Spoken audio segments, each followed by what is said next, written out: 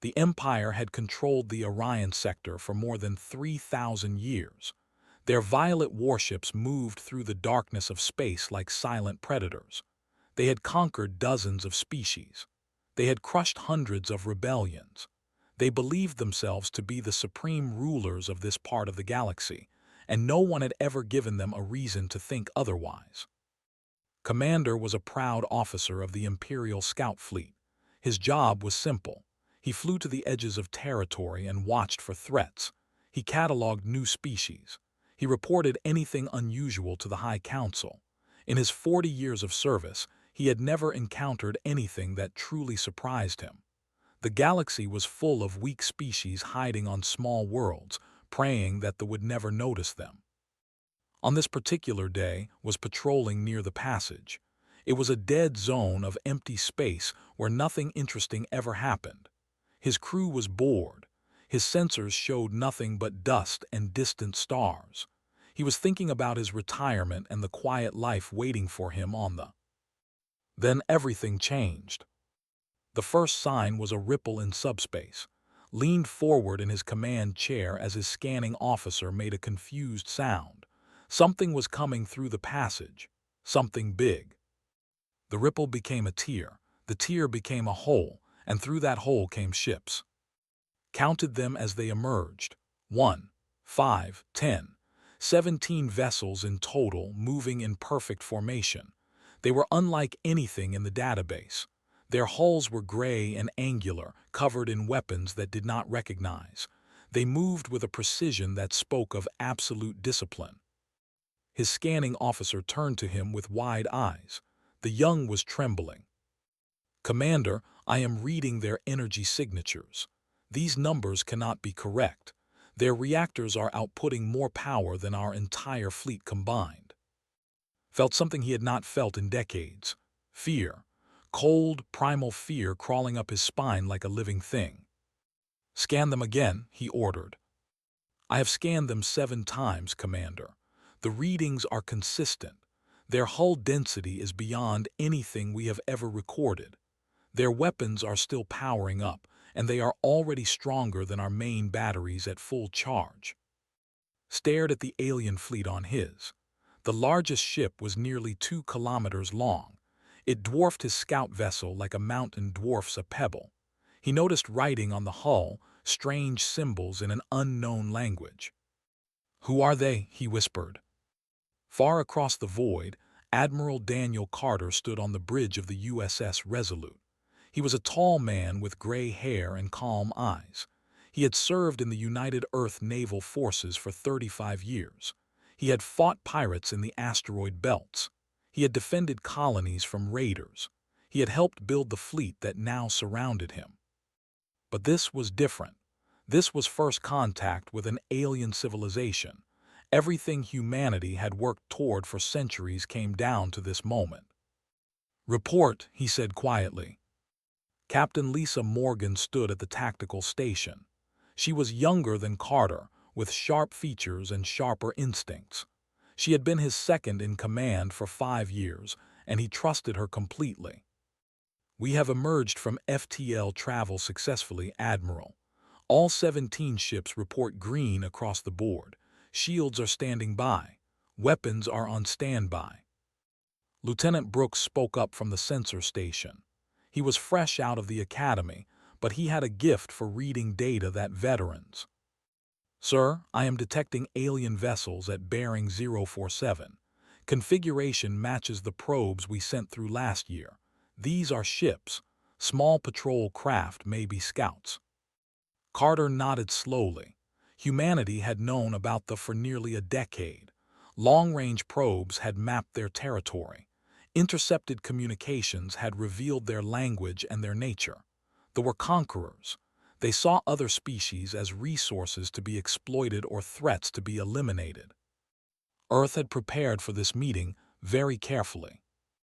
"How many ships?" Carter asked. 3 scout vessels, Admiral. They are scanning us." "Let them look. They need to understand what they are dealing with." The bridge was silent except for the hum of the reactors deep within the ship. Every officer knew the weight of this moment. Humanity had always wondered if they were alone in the universe. Now they had their answer, and they had come prepared. Commander approached the admiral. He was the tactical officer, a veteran of a dozen engagements. His job was to plan for violence so that others could hope for peace. Sir, their scanning systems are quite advanced. They will be able to read our power output and weapon capacity. Carter allowed himself a small smile. Good. I want them to see exactly what we brought. The USS Resolute was a Titan-class dreadnought. It carried enough firepower to level a continent. Its batteries could accelerate tungsten rounds to 15% of light speed. Its missile bays held weapons that could crack a moon in half. And it was not alone. The fleet included 4 heavy cruisers, 6 destroyers, 4 frigates, and 2 support carriers. Each ship was a masterpiece of human engineering, built with lessons learned from centuries of warfare against their own kind. Humans had always been very good at building weapons. They had simply turned that talent toward the stars. Chief Communications Officer Amy raised her hand. She was a quiet woman who rarely spoke unless she had something important to say. Admiral, I am receiving a transmission from the scout vessel. They are demanding that we identify ourselves and state our intentions. The tone is aggressive. Carter considered this for a moment. First contact protocols were clear. Establish communication. Express peaceful intentions, but also make certain that the other side understood the consequences of hostility. Open a channel, all frequencies. Make sure they hear every word. Worked her console. Channel open, sir. Carter straightened his uniform and faced the. Somewhere out there, an alien commander was watching and listening. The next few words would shape the future of 2 civilizations. This is Admiral Daniel Carter of the United Earth Naval Forces. We have traveled far to meet you. We come in peace, seeking friendship and mutual understanding. We have no desire for conflict. However, I must be clear. Any hostile action against this fleet will be met with overwhelming response. We protect our own. We hope you will choose to be our friends rather than our enemies. He paused, letting the words sink in across the void. The choice is yours. Aboard his scout vessel, Commander listened to the translation with growing horror. His sensors were still screaming warnings. The alien fleet sat motionless in space, waiting, patient, confident. He had to warn the Empire. He had to tell them that something had come out of the darkness, something powerful, something that did not bow or beg or flee. For the first time in 3,000 years, they had met their equals, or perhaps their superiors. Gave the order to retreat at maximum speed. As his ship fled toward home, he could not shake the feeling that the galaxy had just changed forever, and he was not certain that would survive the change. Commander's ship arrived at the in record time. He had pushed his engines beyond safe limits, burning through fuel reserves that should have lasted months. His crew thought he had lost his mind. They did not understand. They had not seen the numbers on the scanner. They had not felt the cold certainty that everything was about to change. The High Council chamber was a vast dome of polished black stone. Holographic displays floated in the air, showing maps of territory and the locations of their many fleets. 12 council members sat in a circle, their elongated bodies draped in robes of deep purple. At the center stood Supreme Admiral, the greatest military mind the Empire had ever produced. Had won 47 major battles. He had crushed the Confederation. He had burned the rebellion from existence. He was old now, his crystalline eyes clouded with age, but his mind was still sharp as a blade. Speak, he commanded. Tell us what you saw. Stepped forward, his legs trembling slightly. He had rehearsed this moment during the entire journey home, but now the words felt stuck in his throat. Supreme Admiral, honored council members, I encountered an alien fleet near the passage, 17 vessels of unknown origin. They identify themselves as humans from a planet called Earth. Intelligence Director waved a thin hand dismissively. Humans, Yes, we have records of them. A primitive species from a small world in an unremarkable system. Our long-range probes surveyed them centuries ago. They were still fighting each other with crude weapons. That may have been true once, replied carefully. It is not true now. He activated his personal display and projected the sensor data for all to see. The numbers floated in the air, cold and terrible. Power readings that explanation. Hull densities that should have been impossible. Weapons signatures that made technology look like children's toys. The chamber fell silent. Studied the data with narrowed eyes. He had seen many threats in his long life. He had learned to judge danger with a soldier's instinct. And right now, that instinct was screaming at him. This cannot be accurate, said council member. These readings must be errors in the scanning equipment. I ran diagnostics 7 times, said. The equipment is functioning perfectly. What you see is real. Then how? Demanded. How could a primitive species advance so quickly? It has only been a few centuries since our probes visited their system. Answered before could speak. War. They advance through war. Look at these weapon designs. Look at the efficiency of their formations. These are not explorers or scientists. These are soldiers, warriors. They built these ships to fight and they built them well. The council members exchanged worried glances. They had always believed that their military superiority was absolute. The idea that someone else might be stronger was almost impossible to accept. What did they say? Asked. Did they communicate? Yes, Supreme Admiral. Their leader spoke directly to my ship. He said they came in peace. He said they wanted friendship. But he also warned that any attack would be met with overwhelming response. Stood motionless, processing this information. Peaceful words backed by terrible weapons. It was a strategy he understood well. He had used it himself many times. But he had never backed down from a challenge, and he had never allowed an alien species to speak to his people as equals. They are bluffing, he declared. These readings may be impressive, but no species can truly match the might of the Empire. They have 17 ships. We have thousands. They are far from home in unfamiliar space. We know every star, every asteroid, every passage in this sector. Council member leaned forward. What do you propose, Supreme Admiral? I propose we show these humans the reality of their situation. We will gather a proper battle fleet, 40 of our finest warships. We will meet them in force and demonstrate that their threats are meaningless. When they see our true power, they will beg for mercy. Felt ice forming in his stomach. Supreme Admiral, with respect, I do not believe that is wise. You did not see their ships. You did not feel what I felt when I looked at them. Turned his ancient gaze upon the young commander. What you felt was surprise, perhaps even fear. These are natural reactions to the unknown, but I have fought unknown enemies my entire life.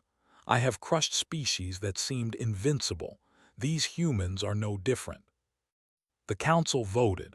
The decision was unanimous. Would lead a fleet of 40 warships to the passage. He would demand that the humans surrender or face destruction. The Empire would not be threatened by primitive outsiders. Across the vast emptiness of space, Admiral Carter waited. His fleet had held position for 3 days now, floating silently near the passage. The crew was growing restless. Some wondered if the aliens would return. Others worried about what form that return might take. Captain Lisa Morgan found Carter on the observation deck, staring out at the stars. They have been scanning us constantly, she reported. Long-range probes, signal intercepts.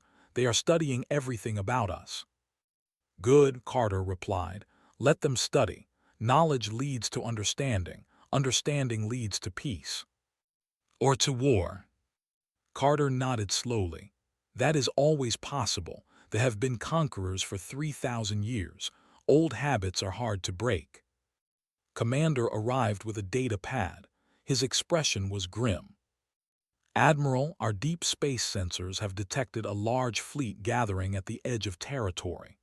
40 warships, including several heavy cruisers. They are heading this way. Carter took the data pad and studied the information. 40 ships. It was a significant force by standards. They were taking the humans seriously. Time to intercept. Approximately 18 hours, sir.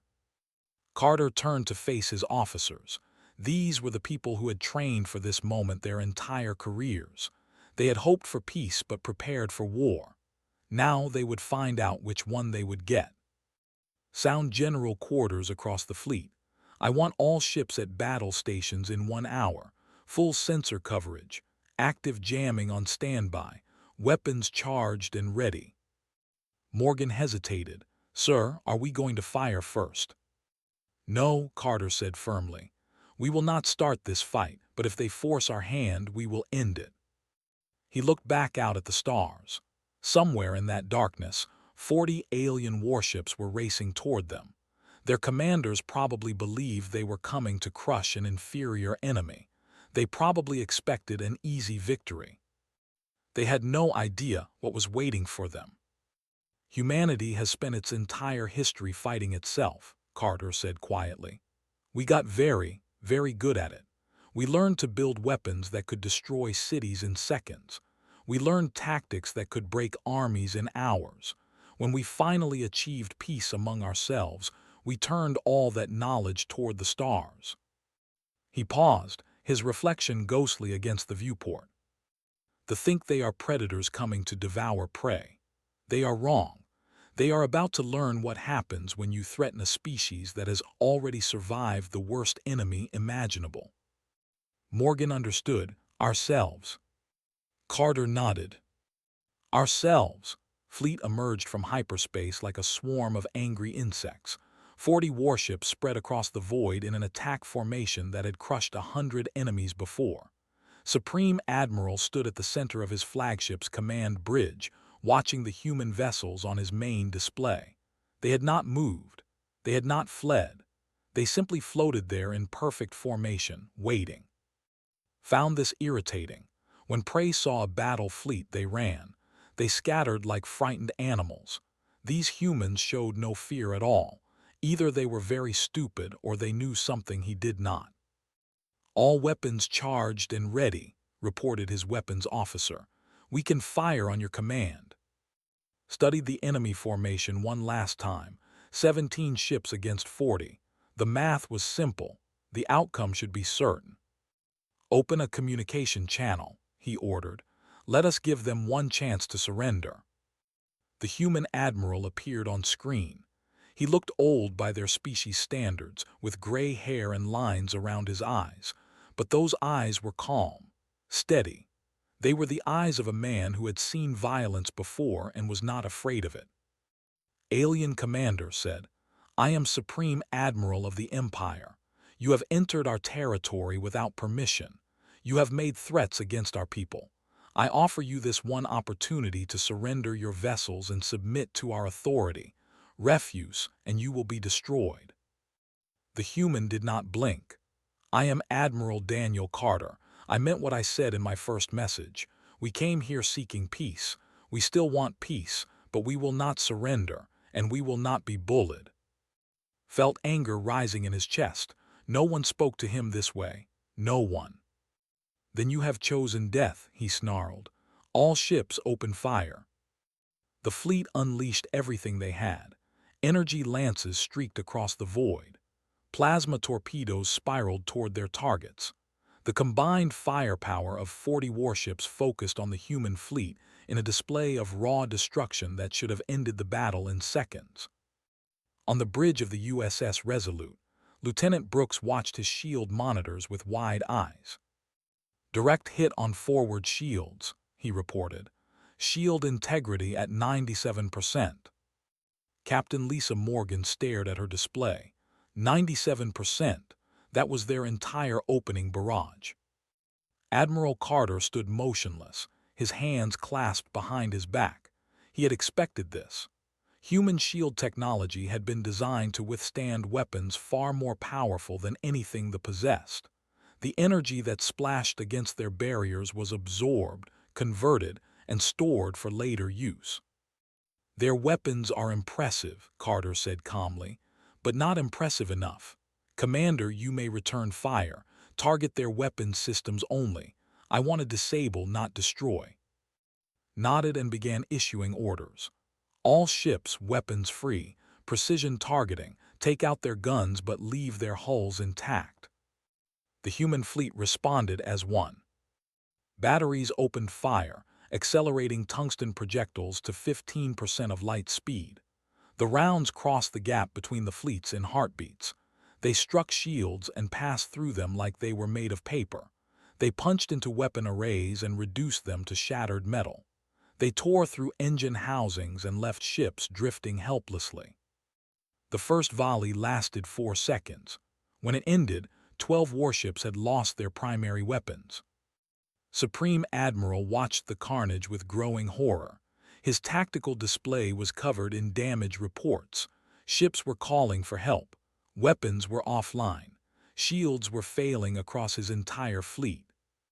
"How is this possible?" he whispered. His weapons officer was shouting something about impossible velocities and projectile densities. His shield officer was crying that they had never seen anything like this, but barely heard them. He was watching the human fleet on his screen. They had not even broken formation. They were methodically destroying his ships without any apparent effort. Captain Price commanded the destroyer USS Havoc. She was young for a captain, but she had earned her position through skill and courage. Right now, she felt neither pride nor excitement.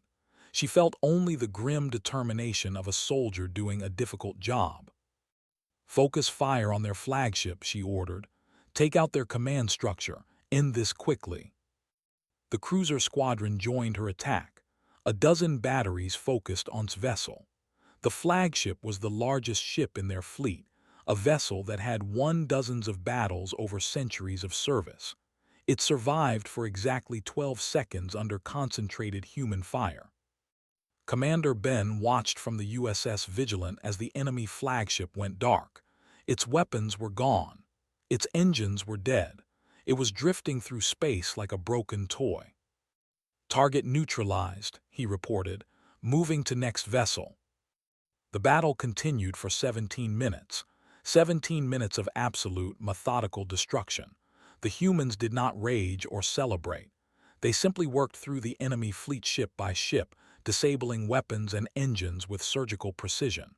They were not fighting. They were performing maintenance. They were removing a threat with the same calm efficiency that a gardener removes weeds. When it was over, the fleet was silent. 40 warships drifted in the void, their weapons destroyed, their engines cold. Not a single vessel had been completely destroyed. Not a single shot had been aimed at crew quarters or life support systems. The humans had crippled an empire's finest fleet while killing as few people as possible. Admiral Carter surveyed the battlefield with tired eyes. Victory brought him no joy. These had families. They had hopes and dreams and fears. They were not evil. They were simply soldiers following orders from leaders who had made a terrible mistake. "Open a channel to the enemy fleet," he said quietly. Amy worked her console. "Channel open, Admiral." "Attention vessels. This battle is over. Your weapons are destroyed. Your fleet is disabled. We have no wish to cause further harm. Medical ships are standing by to assist your wounded. All we ask is that you stop fighting." There was silence for a long moment. Then a single voice came through the speakers. It was, his tone hollow and defeated. "We surrender." Carter closed his eyes briefly. He had hoped for this. He had prayed for this. But he had been prepared to do much worse if necessary. "Commander, coordinate with their fleet. I want rescue operations within the hour. Every wounded gets the same treatment as our own people." Nodded, "Understood, Admiral." Lisa Morgan approached Carter as the bridge crew began their work. "Sir, what happens now?" Carter looked out at the drifting ships. "Now we try to turn enemies into friends. That is always harder than winning battles, but it is the only victory that truly matters." The human fleet moved among the broken warships, offering aid instead of death. It was not what they had expected.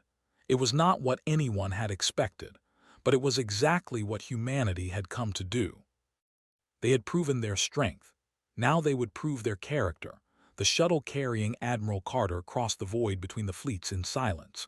Inside, the Admiral sat with his hands folded in his lap, watching the flagship grow larger through the viewport. It was a massive vessel, easily 3 times the size of any human ship. Its hull was, and blackened now, marked by dozens of impact points where rounds had torn through its systems. Smoke still drifted from several sections. Emergency lights flickered along its length. Sergeant Major Tony Martinez sat across from Carter, his rifle resting against his knee. He was a big man with steady hands and watchful eyes. He had been protecting officers since before Carter made captain. "You sure about this, sir?" Martinez asked. "Walking onto an enemy ship with just a small team seems risky." Carter smiled slightly. "They asked for this meeting, Sergeant, and they just watched us dismantle their entire fleet in 17 minutes. I think they understand that threatening me would be unwise." Lieutenant Shaw checked her sidearm one last time. She was the team's security specialist, trained in close protection and threat assessment. "I have studied the anatomy, Admiral. They are larger and stronger than humans, but slower. If anything goes wrong, stay behind me."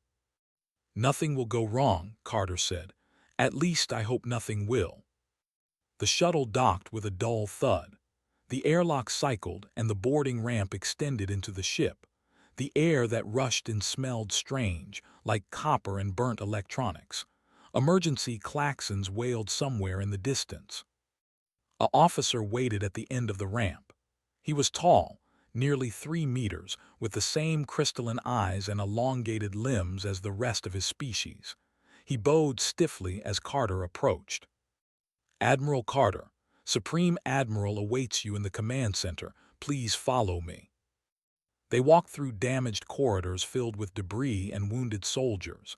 Medical teams rushed past, carrying injured on floating stretchers.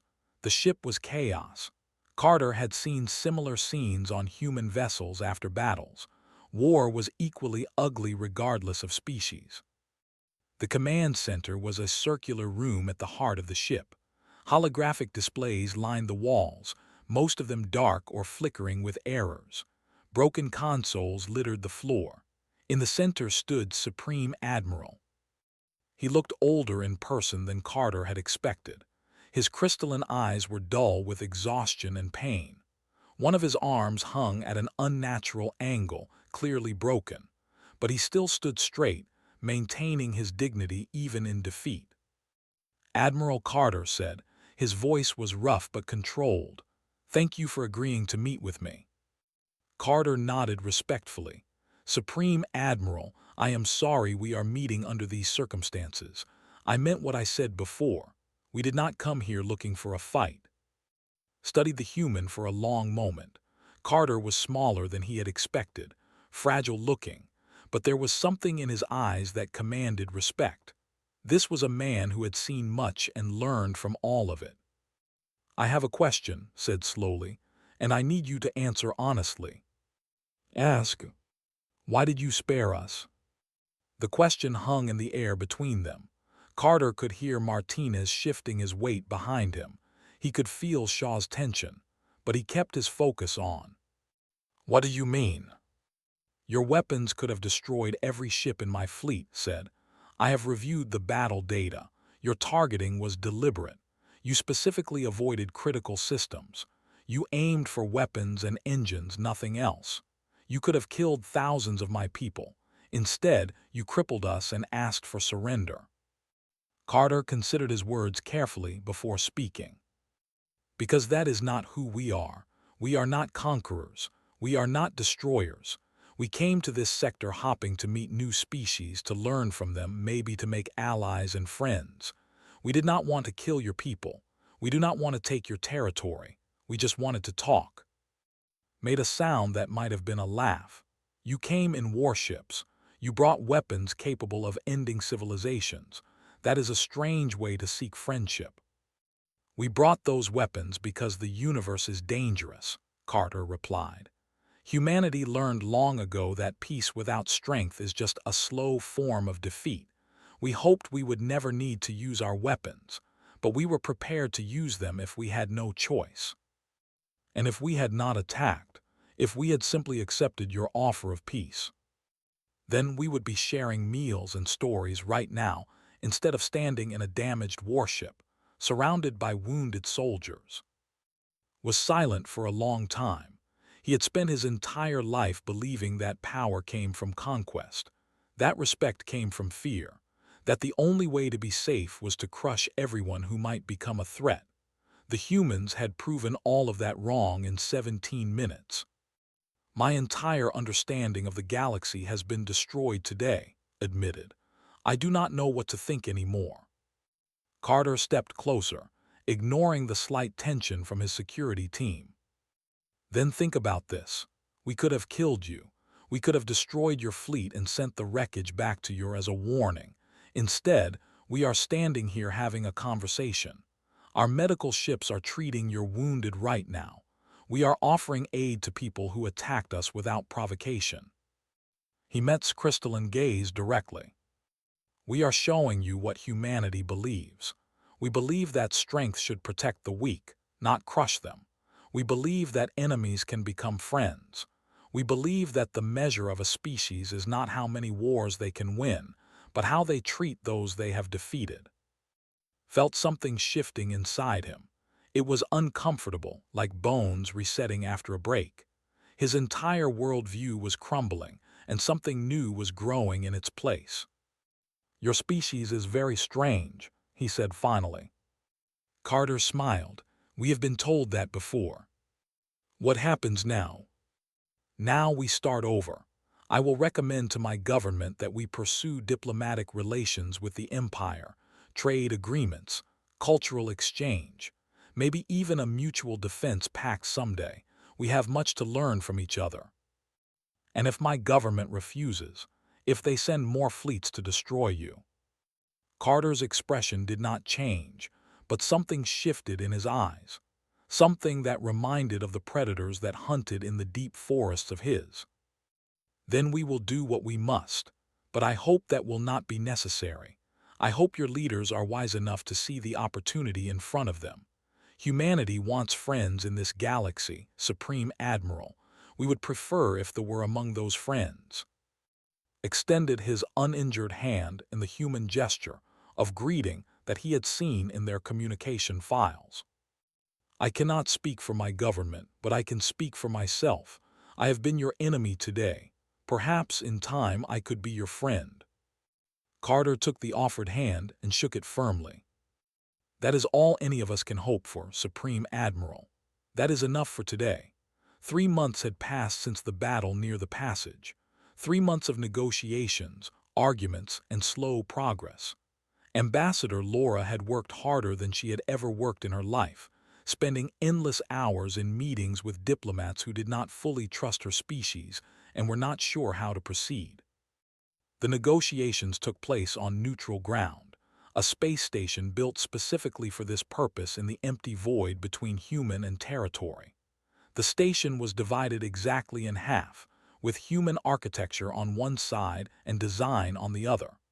A large conference room at the center served as the meeting point where history was being made.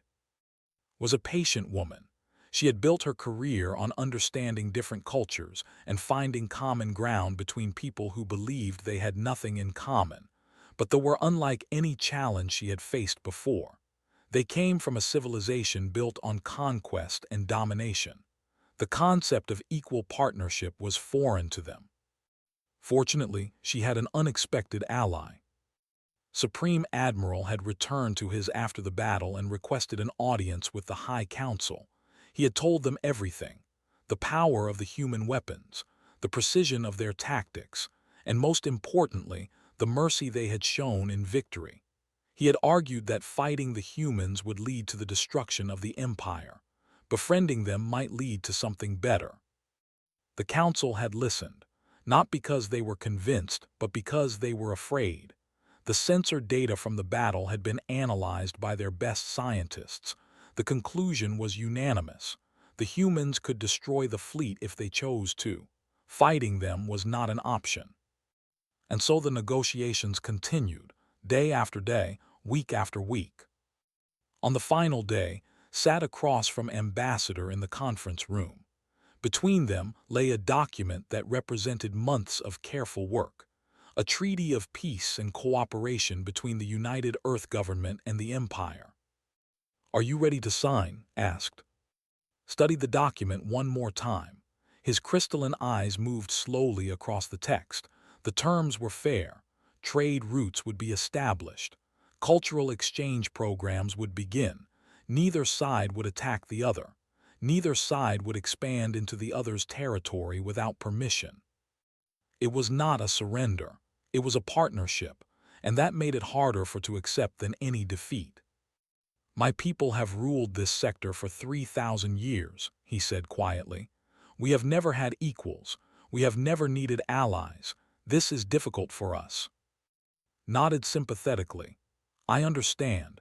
Change is always difficult, but change can also lead to growth. They have much to offer the galaxy. Scientific knowledge, cultural achievements, history that spans. We are not here to diminish that. We are here to share in it." Was silent for a long moment. Then he picked up the ceremonial pen and signed the treaty. Signed beside him, and it was done. News of the treaty spread across the galaxy faster than any ship could travel. Species that had hidden from them for centuries emerged from their hiding places. They sent messages to the humans, asking questions. Who were these strange beings from a small planet? How had they faced an empire and offered peace instead of conquest? Admiral Carter watched the celebrations from the observation deck of the USS Resolute. His fleet was preparing to return home after 3 months in alien space. The crew was tired but proud. They had accomplished something that would be remembered for generations. Commander joined him at the viewport. "Word from Earth, Admiral. The President wants to give you a medal." Carter shook his head slightly. "I do not need medals. I need to know that what we did here meant something." "I think it did, sir." They stood in silence, watching the stars. Somewhere out there, ships were carrying news of the treaty to the far reaches of their empire. Human ambassadors were preparing to visit alien worlds for the first time. Scientists from both species were making plans to share knowledge that could benefit everyone. "You know what the strangest part is," Carter said eventually. "When I was young, I dreamed of exploring the stars. I imagined meeting alien species. I thought it would be simple. We would be friends because that was the natural way of things. And now I understand that friendship is never simple. It has to be built. It requires work and patience and sometimes sacrifice. They attacked us because they were afraid. They could not imagine a species that did not want to conquer them. Our job now is to show them a different way." Lieutenant Shaw approached with a data pad. "Admiral, I have the casualty reports from the battle. Final count." Carter took the pad and studied the numbers. 17 human ships had faced 40 warships. The battle had lasted 17 minutes, and yet the casualties were remarkably low. A few dozen wounded on the human side. Several hundred on the side, mostly from secondary explosions and debris. No deaths on either side. "We were lucky," Carter said, "and we were careful, but we came very close to something much worse." "That is why the treaty matters," Shaw replied, "so we never have to do this again." Carter handed back the data pad and turned to face the stars one final time before giving the order to head home. The galaxy would never be the same after today. They had met their match and discovered something unexpected. The humans were not conquerors. They were not monsters. They were simply a species that had learned the hardest lesson in the universe.